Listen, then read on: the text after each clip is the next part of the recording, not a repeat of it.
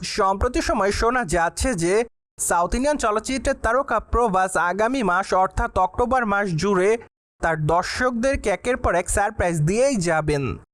তার শুরুটা অবশ্য দ্য রাজা সাহেব চলচ্চিত্রের ট্রেলার মুক্তির মাধ্যমেই হবে, কেননা বর্তমানে চলচ্চিত্রের নির্মাতারা জানিয়েছে যে তারা অক্টোবর মাসের 2 তারিখে দ্য রাজা সাহেব চলচ্চিত্রের ট্রেলারটি প্রকাশ্যে আনবেন। তাই তো বলাই বাহুল্য যে অক্টোবর মাসের প্রথম দিক থেকে প্রভাস তার দর্শকদের কাছে থাকছে লাইমলাইটে। ঠিক এরপরই প্রভাসের জন্মদিন উপলক্ষে দ্য রাজা সাহেব চলচ্চিত্রের প্রথম গানটি প্রকাশ্যে আনা হবে।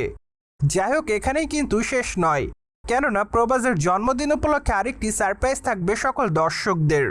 সম্প্রতি অবশ্য একাধিক ঘনিষ্ঠ সূত্রের মাধ্যমে শোনা যায় প্রভাসের স্পিরিট চলচ্চিত্রের প্রথম পোস্টার প্রকাশ্যে আসবে তার জন্মদিন উপলক্ষে।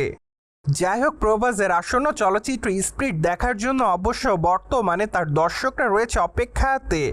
তাছাড়া এখনও অবশ্য চলচ্চিত্রের শুটিংয়ের কাজ শুরু করা হয়নি, তবে যেহেতু তার জন্মদিন উপলক্ষে চলচ্চিত্রের প্রথম পোস্টার প্রকাশ্যে আসবে, তাই তো অনুমান করা যাচ্ছে যে খুবই শীঘ্রই চলচ্চিত্রের নির্মাতা সন্দীপ রেড্ডি ভাঙার তার নতুন এই চলচ্চিত্রের শুটিংয়ের কাজ শুরু করবেন।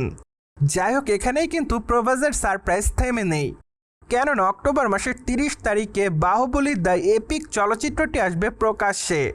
যদিও আপনারা সকলে জানেন যে বাহুবলী দ্য এপিক চলচ্চিত্রটি মূলত বাহুবলী চলচ্চিত্রের 2টি পার্টকে কেন্দ্র করেই তৈরি করা।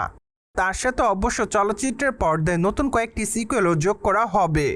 ওভারঅল সবকিছু মিলে এটুকু বলাই বাহুল্য যে চলচ্চিত্রটি দর্শকদের কাছে আবারও নজর কাড়বে। সো প্রভাস তার দর্শকদেরকে সম্পূর্ণ অক্টোবর মাসে সকল সারপ্রাইজ দিতে যাচ্ছে।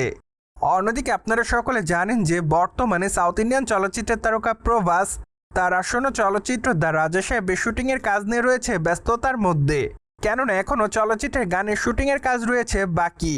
তাছাড়া চলচ্চিত্রের গানের সম্পূর্ণ শুটিংয়ের কাজ শেষ করার পরই দ্য রাজা সাহেব চলচ্চিত্রের সম্পূর্ণ শুটিংয়ের কাজ করা হবে শেষ।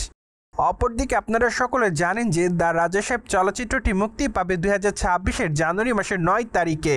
তাই তো বলাই বাহুল্য যে চলচ্চিত্রটি মুক্তিতে এখনও প্রায় অনেকটা মাস বাকি। তাছাড়া বর্তমানে চলচ্চিত্রের প্রায় এডিটিংয়ের কাজ 80% শেষ।